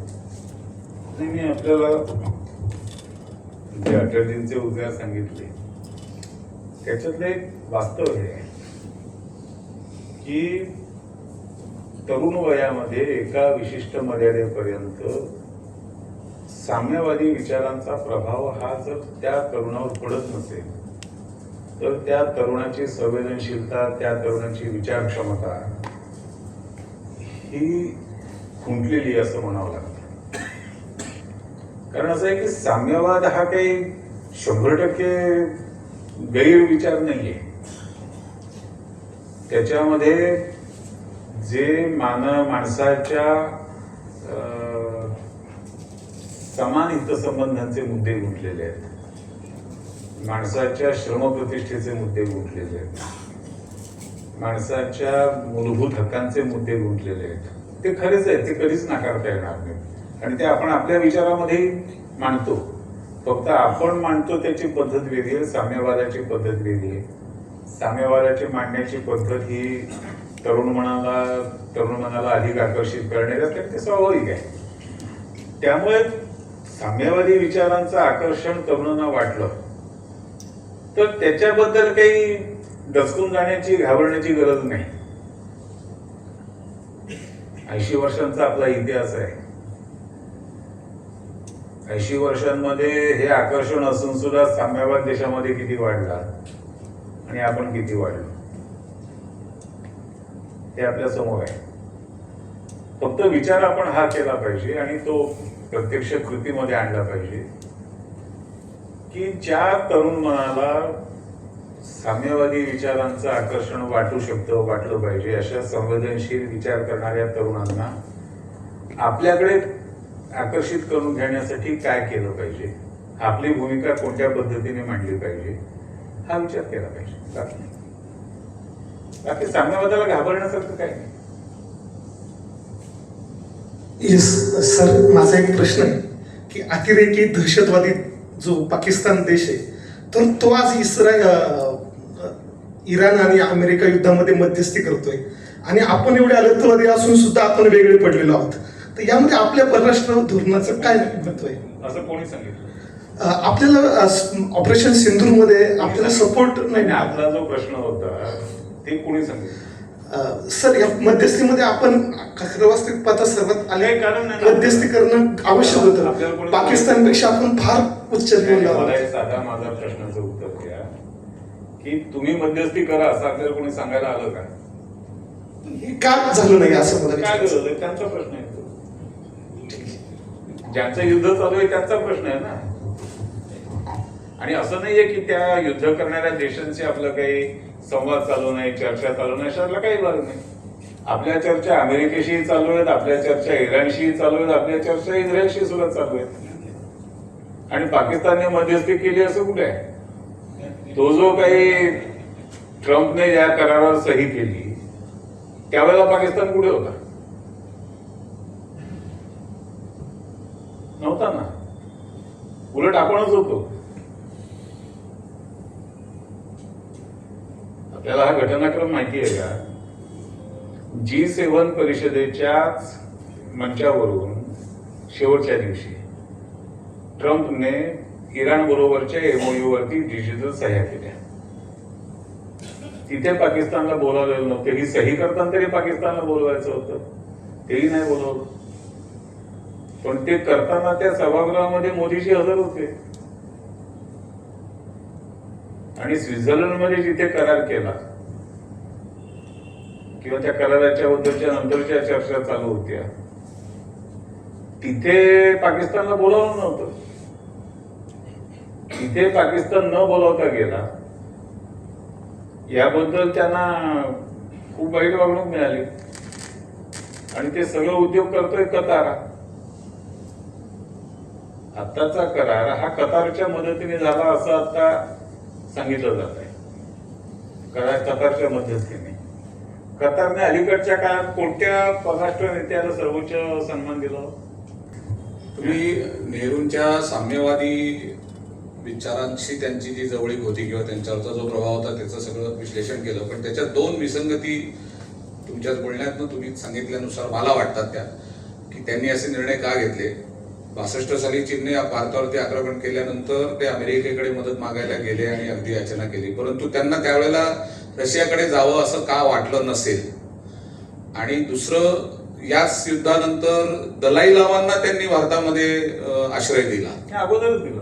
हा, म्हणजे दलाई लामांना त्यांनी भारतामध्ये आश्रय दिला. ते बौद्ध होते. तुम्ही जे सांगितलं की बौद्ध धर्मियांना त्यांनी आपलं मानलं नाही, पौर्वत्य तत्वज्ञानाला आपलं मानलं नाही. तर या दोन गोष्टी, की एकीकडे चीनच्या संदर्भात ते गाफील राहिले किंवा डोळे बंद करून घेतले होते, आणि मग दलाई लामांना मात्र त्यांनी भारतात अधिकृत म्हणजे राजधानी करायला त्यांना मुभा दिली. आणि रशियाकडे ते का गेले नाहीत, म्हणजे ते साम्यवादी विचारसरणीकडे त्यांचा कल झुकलेला असून सुद्धा रशियाकडे का गेले नाहीत, अशा दोन जरा विसंगती मला वाटतं. या विसंगती आहेतच. या विसंगती आहेत. आणि दलाई लामांना आश्रय देण्याचा निर्णय त्यांनी कोणत्या कारणाने घेतला याचं कुठलंही कागदोपत्री उत्तर उपलब्ध नाही. पण त्यांनी तो एक चांगला निर्णय घेतला, ही वस्तुस्थिती आहे. मग तो त्यांनी कोणत्याही कारणाने घेतला असेल, पण तो घेतला, ही वस्तुस्थिती आहे. आणि त्यावेळेला ते रशियाकडे का गेले नाहीत याचं उत्तर मात्र मला सापडलेलं नाही. मी याच्यावरती म्हणजे मी भारत चीन संबंध या विषयावरती माझं एक नवीन पुस्तक येत आहे, त्याच्यासाठी मी जो अभ्यास करतोय त्याच्यामध्ये याही प्रश्नाचं उत्तर मी शोधायचा प्रयत्न करतो, पण मला ते सापडत नाही. पण मला एक लक्षात असं आलेलं आहे की त्या 17-18 वर्षांमध्ये नेहरूने जे अलिप्ततावादाचं धोरण स्वीकारून जे काही राजकारण केलं त्याच्यामुळे बहुधा रशियन राज्यकर्त्यांचं त्यांचं अंतर वाढलं असावं, बिनसलं असावं, ही शक्यता जास्त आहे. कारण टिटो, नासेर हे सगळे रशियाच्या साम्यवादी पक्षाशी संघर्ष करून बाजूला झालेले नेते होते. आणि जे आपल्याशी भांडून बाहेर पडले त्यांच्याबरोबर नेहरूंनी दोस्ती केली, याची काही ना काही प्रतिक्रिया ही रशियामध्ये असावी. पण मला त्याचं कागदोपत्री उत्तर म्हणजे कागदोपत्री काही पुरावे मिळालेले नाही. त्याच्या पुढे जाऊन त्याच्यानंतर रशिया भारताचा खूप चांगला मित्र आहे. हो. आजपर्यंत हो. ही आणखी एक आहे. विरोधाभास आहे. हा तर मोठा विरोधाभास आहे. म्हणजे रशियाबरोबरची दोस्ती ही काँग्रेसपेक्षा आज आपल्या काळात अधिक चांगली आहे आणि अधिक विश्वासार्ह आहे. म्हणजे ज्या वेळेला कम्युनिस्टांचा देशाच्या सरकारवर प्रभाव होता, कम्युनिस्ट सत्तेत होते, सहभागी झाले होते, तेव्हा रशिया बरोबरचे आपले संबंध इतके चांगले नव्हते. इंदिरा गांधींच्या काळामध्ये पूर्वीपेक्षा चांगले होते, पण तरी त्याला काही अडचणींची किनार होती, ती होतीच. आज एवढी ऑल वेदर फ्रेंडशिप आहे. अर्थात एक आपल्याला मान्य केलं पाहिजे की या 70-80 वर्षाच्या इतिहासात आंतरराष्ट्रीय व्यासपीठावर भारताला सगळ्यात जास्त सहकार्य करणारा मित्र जर असेल तो रशिया आहे, आणि हे नाकारता येणार नाही. पण यातली आणखीन एक गंमत लक्षात ठेवली पाहिजे. जे आंतरराष्ट्रीय राजकारणामध्ये आपण सुरुवातीला किती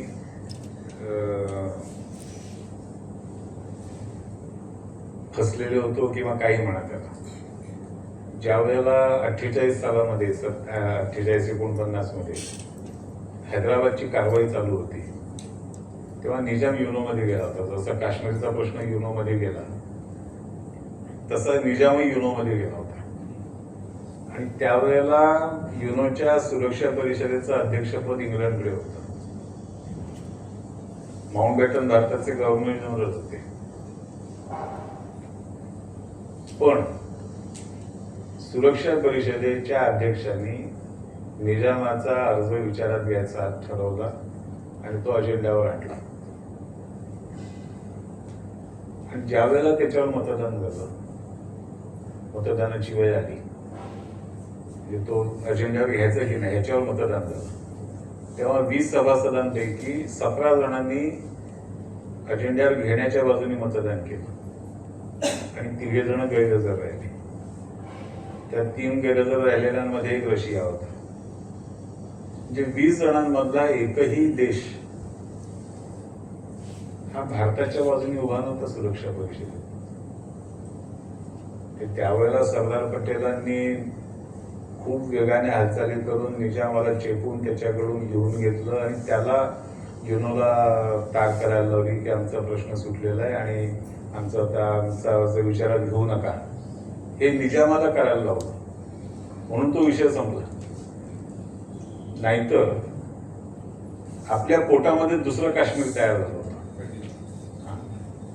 आणि हे आंतरराष्ट्रीय राजकारणातलं, परराष्ट्र राजकारणातलं आपलं त्या काळातलं सगळ्यात मोठं अपयश होतं की 17 पैकी एकही देश भारताच्या बाजूने उभा राहिला नाही.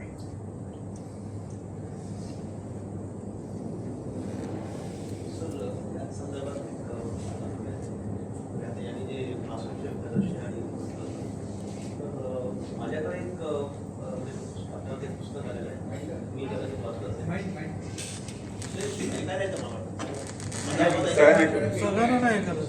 नाही कुठे माहिती कुठे तिकडे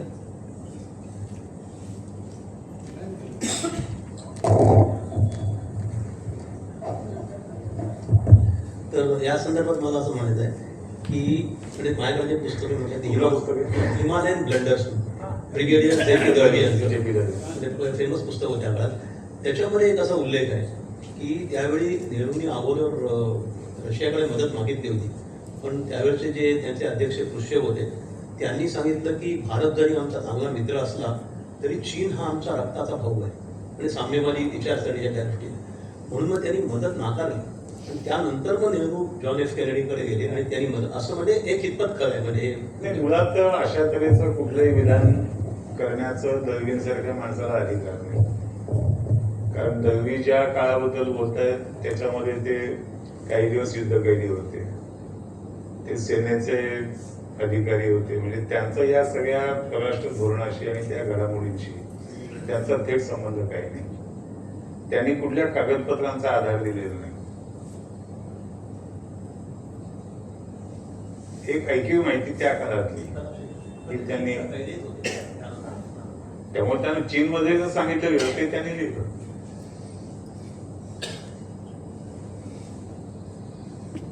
भारताच्या म्हणजे त्या युद्धाच्या काळामध्ये जे भारतीय सैनिक युद्धकैदी म्हणून चीनच्या ताब्यात होते त्या सगळ्यांचं खूप मोठ्या प्रमाणावरती ब्रेन वॉशिंग केलं गेलं आणि त्याचं रेकॉर्ड आहे, स्वतः चीननेच दिलेलं रेकॉर्ड आहे.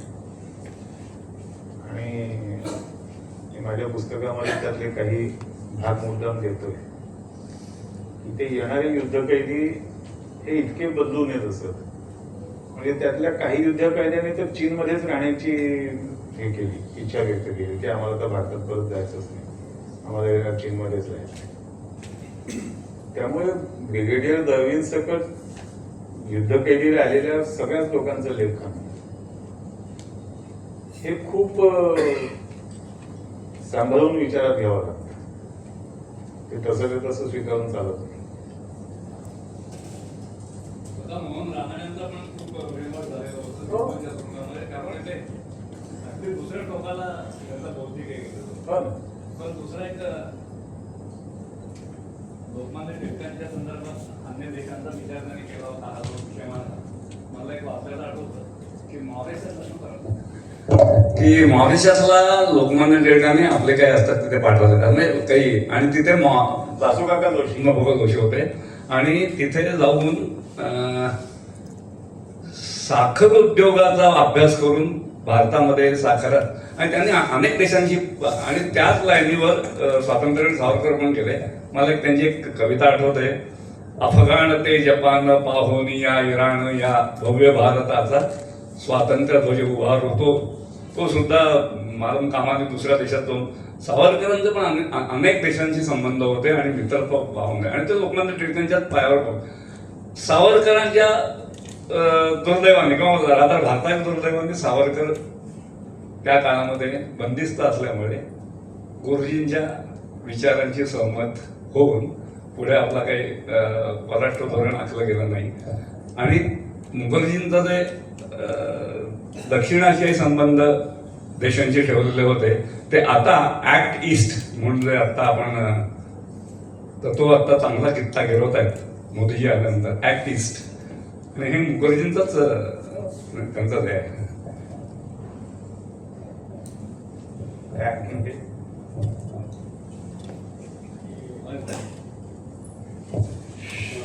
आपण राजनीतिक मध्ये आहात.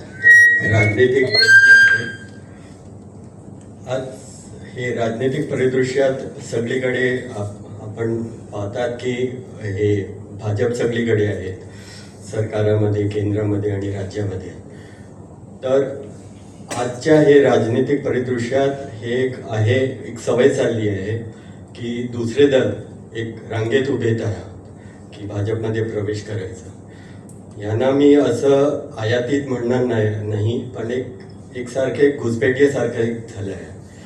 तर आजच्या एक राजनीतिक परिदृश्यात हे जे सवय लागलेली आहे दुसऱ्या दलांना, आज भाजपची सरकार आहे, नंतर काय होणार माहीत नाही. समजा भाजप सरकारमध्ये नाही राहणार तर हे जे आहे कार्यकर्ता किंवा नेता ते परत दुसऱ्या दलामध्ये वळणार. तर हे जे मानसिकता आहे, जे राजनीतिक विचारधारा आहे की फक्त एक अवसरवादीत आपण म्हणतात की जिथे आपल्याला काय लाभलं तर आपण तिथे जायचं. ते हे डेमोक्रेटिक सेटअपमध्ये याचं काय तुम्हाला एक भविष्यामध्ये काय एक कल्पना येतं? एक मिनिट, कृपया कोणीही आपल्या भागाचे अंतर्गत विषय घेऊ नका. असं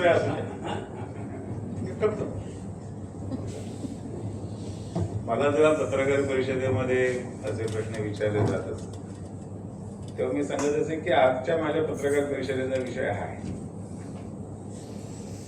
तसं आजच्या माझ्या व्याख्यानाचा विषय आहे, त्या विषयाशी संबंधित आपण विचारा, त्याची उत्तरं मी देईन. जो मी आजचा विषय मांडला त्याच्याशी संबंधित काही प्रश्न असतील तर ते नंतर केव्हा असतील, पण आता मांडलेल्या विषयाशी जे प्रश्न असतील ते विचारा.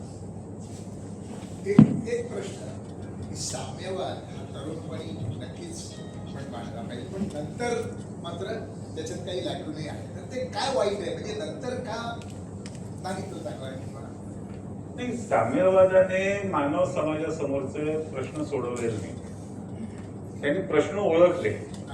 साम्यवादाची मर्यादा ही आहे की साम्यवाद प्रश्न ओळखतो, प्रश्नावरती नेमकं बोट ठेवतो, त्याचं गांभीर्य जे आहे तेही तो समोर आणतो. पण ते प्रश्न सोडवण्यासाठी काय केलं पाहिजे, ते कोणत्या मार्गाने ते सोडवता येतील हे साम्यवाद सांगू शकत नाही. ते साम्यवादाचं वैगुण्य. दुसरं एक वैगुण्य असं मला वाटतं की धर्माधिष्ठित नाही, म्हणजे आपला जो भारतीय हिंदू संस्कृती धर्म याच्या ते साम्यवाद विरुद्ध आहे किंवा हे बरोबर आहे का माझं म्हणजे माझा समज नाही. हा चर्चेचा मुद्दा आहे, थोडाफार वादाचाही मुद्दा असू शकतो. राजकीय विचार धर्माधारित असला पाहिजे की नाही हा एक चर्चेचा वादाचा विषय असू शकतो. पण माझ्यासारख्याला असं वाटतं की राजकीय विचारांना दैनंदिन राजकीय विचारांना धर्माशी संबंध असण्याची फार मोठी गरज नाही. हा, तुम्ही व्यापक परिप्रेक्षामध्ये काय म्हणायचं ते म्हणा, ते सोडून द्या. पण झोपडपट्टी मधल्या लोकांचे प्रश्न सोडवायचे, त्यांचे जे नागरी हक्क आहेत ते त्यांना द्यायचे, तर त्याच्यामध्ये धर्माचा काय संबंध? त्याच्यामध्ये व्यवहाराचा संबंध आहे, त्याच्यामध्ये ऐहिक प्रश्नांचा संबंध आहे आणि त्याच्यामध्ये संवेदनशीलतेचा संबंध आहे. या तीन गोष्टींची सांगड घातली तर ते प्रश्न सोडवता येतात. त्या प्रश्नांची सांगड नाही घातली, या 3 गोष्टींची सांगड नाही घातली तर प्रश्न सुटत नाही. त्यामुळे या सगळ्या याच्यामध्ये धर्माची भूमिका ही माझ्या दृष्टीने खूप पुढची आहे, फार आवश्यक नसलेली आहे. इहवाद हा जो त्यातला भाग आहे, हा इहवाद हा राजकीय कामासाठी आवश्यक आहे. धार्मिक विचारांचं काम करायचं ते त्याच्यासाठी आहेत सगळे संत महंत विश्व परिषद सगळे आहेत त्याच्यासाठी, त्यांनी करावं. राजकीय कार्यकर्ता जो आहे, सामाजिक कार्यकर्ता जो आहे, त्याची जबाबदारी हे ऐहिक प्रश्न ऐहिक स्तरावर सोडवणं ही आहे, त्याच्यासाठी काम करणं ही आहे.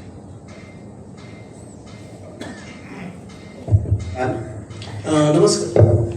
माझा एक प्रश्न असा आहे की साम्यवाद जो आहे हा जगामध्ये म्हणजे आता ते ऑलमोस्ट फेल्युअरच्या म्हणजे त्या तिथपर्यंत पोहोचला आहे. म्हणजे जरी आपण चीन म्हटलं तरी तो समाज साम्यवादी आहे फक्त, पण त्याचे बाकीचे सगळे ते भांडवलशाहीसारखंच चालतं त्यांचं काम पूर्ण. सेम रशिया पण आता त्याच मार्गाने चालू आहे. तर आत्ताच्या या जगामध्ये जिकडे साम्यवाद नाहीच आहे फारसा, या छोटे छोटे देश असतील काही, तर तिथे आता आपल्याला तो प्रभाव, तुम्ही जो आता आपला विषय आहे महत्वाचा, तर तो कितपत त्याच्या पुढे टिकेल, म्हणजे आपण त्याचा विचार करण्याची गरज आहे का, हा माझा प्रश्न आहे. हा साम्यवादाचा प्रभाव हा काही काळ कमी झालेला दिसेल, नाहीसा झालेला दिसेल, पण जोपर्यंत मानवी समाज आहे, जोपर्यंत मानवी समाजामध्ये विषमता आहे, जोपर्यंत मानवी समाजामध्ये शोषण आहे, वंचित घटक आहे, शोषित वंचित घटक आहे, तोपर्यंत कोणत्या तरी पद्धतीने कोणत्या तरी रूपाने साम्यवादी विचार हा येत राहणार. आणि हे मार्क्सने म्हणत, आपल्याकडे कपिल मुनींची सांख्य दर्शन मांडलं. तर सांख्य दर्शन काय आहे? आताचा जो गेल्या 200-300 वर्षातला साम्यवादी समाजवादी विचार आहे, त्याची पारंपरा कपिल मुनींच्या सांख्य दर्शनापर्यंत जातात. त्याचे काही धागे दोरे गौतम बुद्धाच्या मांडणीमध्ये जातात. 2500 वर्ष होऊन गेले त्याला. त्यामुळे जोपर्यंत मानवी समाजामध्ये हे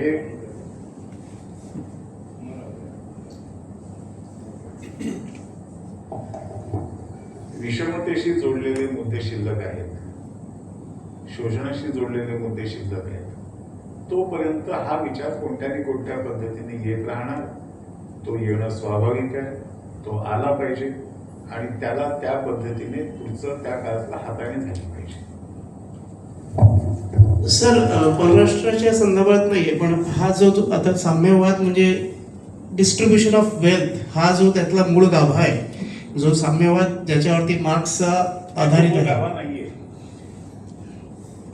डिस्ट्रीब्युशन ऑफ वेल्थ हा साम्यवादी विचाराचा मूळ गाभा नाहीये. साम्यवादी समाजवादी विचाराचा मूळ गाभा हा आहे की जो समाजातला शोषित वंचित घटक आहे त्याला त्याचे हक्क मिळवून देणं, त्याला त्याचे प्रगती करण्याची संधी देणं, आणि ज्यांनी त्याचं शोषण करून संपत्ती जमा केली त्यांना आदर घडवणं. Distribution of wealth. पण त्याच्यातला एक भाग तो होतो ना, म्हणजे आपण तुम्ही म्हणताय त्यातलाच एक त्याचा दुसरा भाग आहे की डिस्ट्रीब्युशन ऑफ वेल्थ म्हणजे झालेलं नाही जगातल्या कोणत्याही साम्यवादी देशाने. ते होऊ नाही शकत, कारण मानवी स्वभाव शेवटी ज्याच्याकडे पॉवर आहे तो कसा वागणार आहे त्याच्या. मला फक्त एवढंच म्हणायचं की हाच जो अँगल आहे ते सध्या आपण म्हणजे हा अगदी परराष्ट्राशी संदर्भात नाहीये, पण आपण आता जे फ्रीबीज देतोय हा त्याच्याशी कुठे तो कनेक्ट आहे का असं मला विचारायचं आहे. तो आपल्या अंत्योदयाशी जोडलेला आहे. अंत्योदयाची भूमिका दीनदयाळजीने 1967 मध्ये 65 मध्ये मांडली आणि त्याच्यामध्ये दीनदयाळजींनी जे शब्दप्रयोग केला होता तो खूप वैशिष्ट्यपूर्ण होता. दीनदयाळजींनी त्यात असं म्हटलं होतं की दरिद्र नारायण को नारायण बनाना. हे आम्हाला उद्दिष्ट आहे. आम्ही राजकारणात कशासाठी आलो तर समाजातला जो सगळ्यात शेवटचा घटक आहे त्याची प्रगती, त्याचा विकास करणं, त्याला विकासाची संधी मिळवून देणं, त्याचा जो विकासाचा हक्क आहे तो त्याला मिळवून देणं, याच्यासाठी आम्ही राजकारणात आहोत. आता हा भाषेतला फरक सोडा, पण या भूमिकेमध्ये आणि साम्यवादामध्ये काय अंतर आहे? म्हणजे तुम्हाला यातलं एक खूप गमतीदार उदाहरण सांगतो आणि ही सत्य घटना आहे की जनसंघाच्या एका अभ्यास वर्गाचं उद्घाटन करायला राम मनोहर लोहिया गेले होते, समाजवादी पक्षाचे खूप मोठे नेते. तर ते जाऊन आल्यानंतर पत्रकारांनी धरलं त्यांना कि तुम्ही कसं गेला.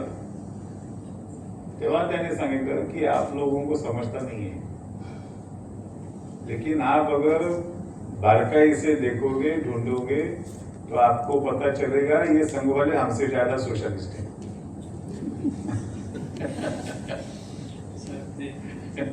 हे लोहियांनी पत्रकार परिषदेत सांगितलं होतं. नमस्कार. एक मिनिट. हॅलो, नमस्कार. नाही सर, एक सेकंड विचार. खरं म्हणजे आता जगात साम्यवादी देशच नाही. अगदी ही फॅक्ट आहे, कारण चीन अर्धा साम्यवादी नाहीच आहे. रशिया तर प्रचंड हुकुमशाह आहे, म्हणजे त्या साम्यवादाचा काही संबंध नाही. रशिया असेल, उत्तर कोरिया असेल, नाही कोणीच नाही. बाकी जगात साम्यवाद हा, प्युअर साम्यवाद हा माझ्या दृष्टीने संपलेला विषय आहे. असं आहे, सत्तेत आल्यानंतर साम्यवाद राहत नाही. सत्तेत आल्यानंतर साम्यवाद राहत नाही. येस. नमस्कार. इकडे माझं स्वतःचं असं मत नाही, पण हल्ली आपण जे समाजापासून थोडे लांब चालले असं जे लोकांचं हे आहे, तर आपले आजचे जयशंकर जी आहेत ते जास्ती ॲग्रेसिव्ह आहेत असा काही लोकांचा आरोप आहे. माझ्या मते तो बरोबर नाही. आपलं काय मत आहे? आज आपण इथे साम्यवाद या विषयावर आपण एवढं चांगलं भाषण केलं आणि हा जो मुद्दा होता की जो तुम्ही मांडला अंत्योदयचा, त्याच्यामध्ये एक सुचवावं असं वाटतं या फॉरमला योग्य असं की आपण ट्रेनमध्ये आज प्रवास करतो तेव्हा एक मुद्दा लक्षात आला की जे गरीब आहेत, ज्यांना तिकीट काढता येत नाही, ज्यांची आर्थिक क्षमता नाही किंवा रिटायर्ड झालेले माणसं ज्यांना AC मधून जायचं आहे, मला माझ्याकडे पास आहे, मी AC मधून जाऊ शकतो, संदर्भच देतोय. तर अशा प्रकारे अंत्योदयाची कल्पना जी आहे ती याला स्पर्श करेल का? म्हणजे एक संघ स्वयंसेवक म्हणून मी विचार करतो या गोष्टीचा की असा एखादा डब्बा असावा 12 डब्यामध्ये की ज्यामध्ये पैसे नाहीत माझ्याकडे तरी सुद्धा या भारताचा मी नागरिक आहे आणि माझा इथे हक्क आहे या व्यवस्थेमध्ये, तर हे व्हायला हवं. हा माझा संघ स्वयंसेवक म्हणून विचार आहे. 100 कोटींच्या लोकसंख्येमध्ये यातलं काय करते? 150 कोटींच्या लोकसंख्येमध्ये आणि 5-7 लाख 10 लाखाची लोकसंख्या असलेले युरोपियन देशात ते सुद्धा करत नाही. मला वाटतं आपण हे प्रश्नोत्तराचं सेशन आपण थांबूया आता. सर खूप खूप धन्यवाद. आज साम्यवादावर आम्हाला एक निष्पक्षपाती विचार ऐकायला मिळालेला आहे आणि त्याचबरोबर आपलं परराष्ट्र धोरण गेल्या म्हणजे स्वातंत्र्य मिळाल्यापासून रात्र त्याच्या आधीपासून कशा प्रकारे साम्यवादाला त्याचा अंतर्भाव करत होतं आणि आता हळूहळू ते त्यातल्या चांगल्या गोष्टी घेऊनही कशा प्रकारे बदललंय आणि त्याच्यामुळे आपल्याला आपली जी प्रगती झालेली आहे परराष्ट्र संबंधामध्ये ती कशी चांगल्या प्रकारे झालेली आहे ह्याचा अंदाज आम्हाला आता ह्या तुमच्या व्याख्यानावरून आलेला आहे. कारण कोणत्याही देशाचं परराष्ट्र धोरण ठरतं ते त्या देशाचे हितसंबंध काय आहेत, उद्दिष्ट काय आहेत, आंतरराष्ट्रीय परिस्थितीप्रमाणे देशाच्या शक्तीप्रमाणे ते ठरतं. आणि आज आपण जे चांगलं आहे ते घेऊन त्याचा पुरस्कार करून आणि त्याचबरोबर राष्ट्र सर्वोपरी म्हणतो किंवा राष्ट्रप्रथम म्हणतो त्यानुसार विचार करून आज आपले परराष्ट्र धोरण आखलेलं आहे आणि त्याचे परिणाम आपल्याला दिसत आहेत. आत्ताच्या युद्धामध्ये पण आपल्याला ते अमेरिका इराणमध्ये कळलेत की आपल्याला जे सगळे मीडियामध्ये खूप आरडाओरडा चालला होता की पेट्रोलच्या प्राइजेस वाढतील, महागाई खूप वाढेल, पण खरं सांगायचं म्हटलं तर आपल्याला तशी फार तोशीस बसलेली नाही आहे आणि हे आपल्या परराष्ट्र धोरणाचं यश आहे. तर आज अतिशय निष्पक्षपातीप्रमाणे आम्हाला साम्यवादाबद्दल पण तुम्ही सांगितलं, पण त्याचबरोबर आपली बदलते धोरणाचं पण आम्हाला अंदाज दिला. Thank you very much. आता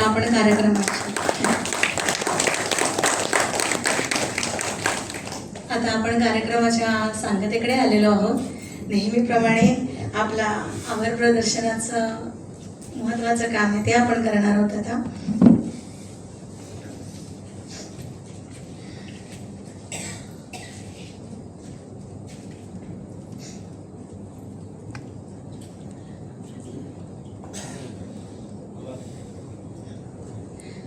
आजचा कार्यक्रम यशस्वी होण्यासाठी आपल्या सगळ्यांचा सहभाग तर असतोच, पण त्याचबरोबर आर्थिक मदत गरजेची असते. त्याच्यामुळे जनधन योजना हे काम साकार करत असते. त्यामुळे आम्हाला आवाहन आहे की जर तुम्हाला आर्थिक मदत करायची असेल तर आर्थिक मदत ही Charkop cultural and sports foundation या नावाने तुम्ही चेक देऊन करू शकता. कार्यक्रमात आभार प्रदर्शनासाठी या कार्यक्रमासाठी जागा उपलब्ध करून दिली त्या अटल स्मृती उद्यानाचे व्यवस्थापक आणि कर्मचारी यांचे आम्ही आभार मानतो.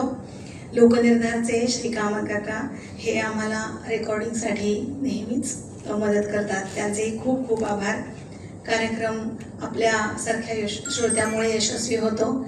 तरीही नेहमीप्रमाणे आवाहन आहे की जास्तीत जास्त तरुण पिढी या अशा कार्यक्रमांना उपस्थित राहायला हवी. तर त्या दृष्टीने आमच्याकडून आम्ही प्रयत्न करतच आहोत, पण तुम्ही सुद्धा या दृष्टीने प्रयत्न करावे असे आम्ही विनंती करतो. कार्यक्रमाची सांगता आणि पुढच्या महिन्याचं व्याख्यान 12 जुलैला असणार आहे. दीपक करंदीकर यांचं व्याख्यान होणार आहे. आपल्या ग्रुपवर आपला विषय कळवण्यात येईल. आणि एक्स्ट्रीमली सॉरी, साऊंड सिस्टीमचे श्री मनोज पाध्ये यांनी आपल्याला अतिशय सुंदर सेवा पुरवलेली आहे आणि ते दरवेळेलाच पुरवतात. त्यांचे खूप खूप आभार.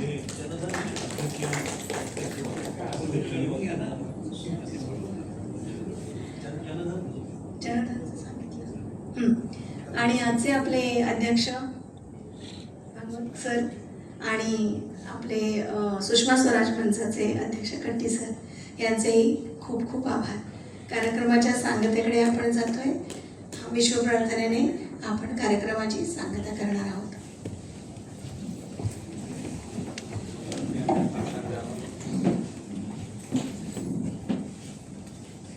हरि ओम.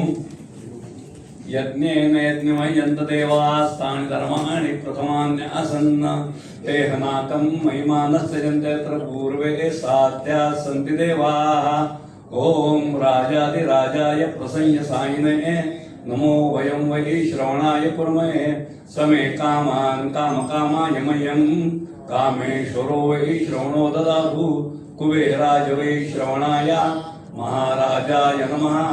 ओम स्वस्ति साम्राज्यं भोज्यं स्वराज्यं वैराज्यं पारमेष्ठं राज्यं महाराजमाधिपत्यमयं समन्तपर्या ईस्यात् सार्वभौम सार्वांशान्तादापरार्धात् पृथिव्ये समुद्रपर्यन्ताया एकराणिति तदप्येष श्लोको विदितो मरुतप्रवेष्टारो मरुत्तस्यावसङ्ग्रिये आवीक्षितस्य कामप्रे विश्वे देवा सभासदैति विश्वतश्चक्षुरुत विश्वतो मुखो विश्वतो हस्तौत विश्वतस्पात् सम्बाहुभ्यां नमति सम्पतत्रैर्द्यावा पृथिवीं जनयन्त देवयैका यो वेतां ब्रह्मणोपेताम् अमृतेनामृतां पुरीं तस्मै ब्रह्म च ब्रह्मा च आयुः कीर्तिं प्रजां ददुः.